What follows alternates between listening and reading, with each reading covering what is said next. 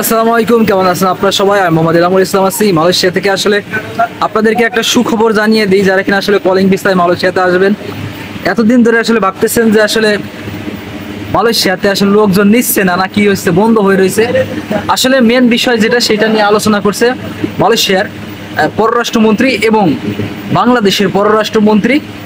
আপনারা জানেন যে হাসান মাহমুদ, বাংলাদেশের পররাষ্ট্রমন্ত্রী হাসান মাহমুদ স্যার, তিনি আসলে আলোচনা করছেন এই বিষয়ে যে মালয়েশিয়াতে আসলে সিন্ডিকেটের কারণে বাংলাদেশিরা সমস্যার সম্মুখীন হচ্ছে বেশি।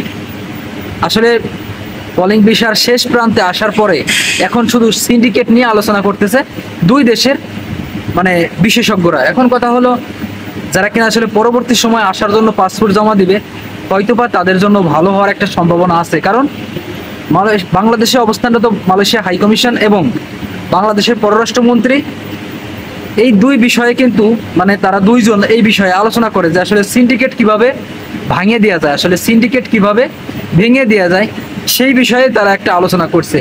সম্প্রতি সময় আপনারা জানেন যে মালয়েশিয়ার স্বরাষ্ট্রমন্ত্রী বাংলাদেশি শ্রমিকদের নিয়োগ যে সিস্টেম ছিল, এজেন্ডা পন্থা, সেই পন্থা কিন্তু ভাঙিয়ে দিয়েছে অলরেডি।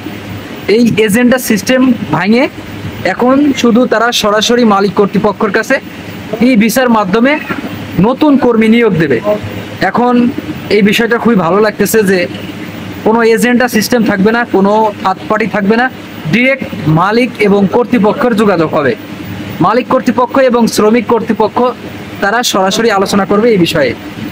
এই বিষয়ে আরও বেশি আলোচনা করছে বাংলাদেশে নিযুক্ত যে মালয়েশিয়া হাই কমিশন যে আছেন, তিনি এই বিষয়ে সবচেয়ে বেশি জোরদার আবেদন করছে বাংলাদেশের কাছে, বাংলাদেশ সরকারের কাছে, যে বাংলাদেশ থেকে যে সকল শ্রমিক মালয়েশিয়াতে যাবে তাদেরকে যেন দয়া করে কোনো সিন্ডিকেটের আওতায় না আনা হয়, কোনো সিন্ডিকেট ভুক্ত কোনো এজেন্ডার কাছে যেন না দেয়া হয়। কারণ মালয়েশিয়াতে যদি কোনো সিন্ডিকেট হয়, তার কিন্তু ভুক্তভোগী হবে মালয়েশিয়া।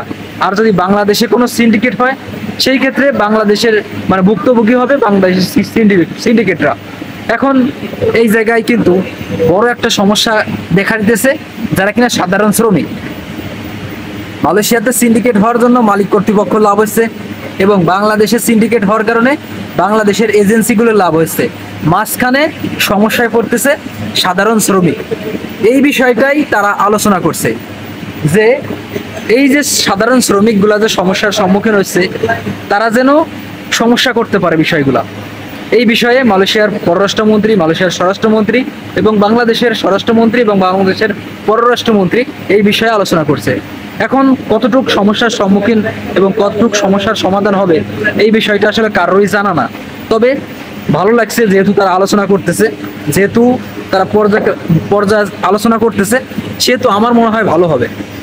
শ্রমিকরা তাদের নিজ নিজ জায়গা থেকে নিজ নিজ সিস্টেমে তারা আসলে কাজকাম করতে পারবে এবং সিন্ডিকেটবিহীন তারা মালয়েশিয়াতে আসতে পারবে।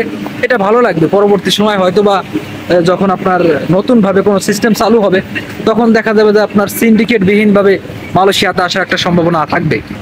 সো নতুনভাবে যারা কি পাসপোর্ট জমা দেবেন অথবা ভিসার জন্য জমা দেবেন, আপনাদের জন্য ভালো হবে। কারণ আপনারা জানেন যে সম্প্রতি সময় মালয়েশিয়ার স্বরাষ্ট্রমন্ত্রী ঘোষণা দিয়েছে যে 2 দিনে মাত্র ই ভিসা দেবে। যদি সকল সিন্ডিকেট ভেঙে যায়, তাহলে কিন্তু পরবর্তী সময় দেখা যাবে যারা প্রবাসে আসবে অথবা যারা কিনা মালয়েশিয়াতে আসবে, তাদের পক্ষে ভালো হবে আর কি। তারা সহজেই কোম্পানি ডিক্লেয়ার করতে পারবে, সহজেই কামের ডেলিগেট করতে পারবে। এরপর দেখা যাবে যে ই ভিসার জন্য সহজেই আবেদন করতে পারবে। সবকিছু মিলিয়ে যারা কিনা মালয়েশিয়াতে আসতে চায় তাদের জন্য ভালো হবে এই বিষয়টি। এখন কথা হলো যে বর্তমান তো আসলে ই ভিসা একেবারেই স্লো হয়েছে। এর মেন কারণ আপনারা জানেন যে সকল সিন্ডিকেট ভাঙার পরে, আপনার সকল সিন্ডিকেট যখন ভেঙে দেবে, তখন কিন্তু কাজকাম এমনি স্লো হয়ে যাবে। কারণ সব কাজকামগুলো কিন্তু সিন্ডিকেটে করে। আপনারা জানেন যে বাংলাদেশে যত সিন্ডিকেট এজেন্ডা আছে, তাদেরকে আপাতত স্থগিত করা হয়েছে। মালয়েশিয়ার থেকেও এই বিষয়টা জানানো হয়েছে যে যত সিন্ডিকেট আছে, সব ধরনের সিন্ডিকেট বন্ধ। এই কারণে আপনারা দেখবেন যে যত ই ভিসার কাজকাম সব ছিল, সবগুলাই ছিল।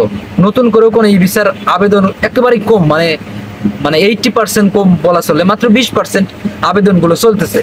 সো যখন পুনরায় আবার এই সকল বিষয়ে বাংলাদেশ এবং মালয়েশিয়ার আলোচনা হবে, যত এজেন্সি এবং সিন্ডিকেট আছে তাদের ভেঙে দেবে, পরবর্তী সময় দেখা যাবে যে সহজভাবেই মালয়েশিয়াতে লোকজন প্রবেশ করতে পারবে এবং কম টাকার মাঝে প্রবেশ করতে পারবে। আশা করি বুঝতে পারছেন এই বিষয়টা আমাদের জন্য, আমাদের বাংলাদেশিদের জন্য একটা খুশির সংবাদ। আশা করি বুঝতে পারছেন। ধন্যবাদ সবাই, ভালো থাকবেন, ভিডিওটা শেয়ার করে দেবেন যাতে সবাই জানতে পারে এবং বুঝতে পারে। আল্লাহ হাফেজ।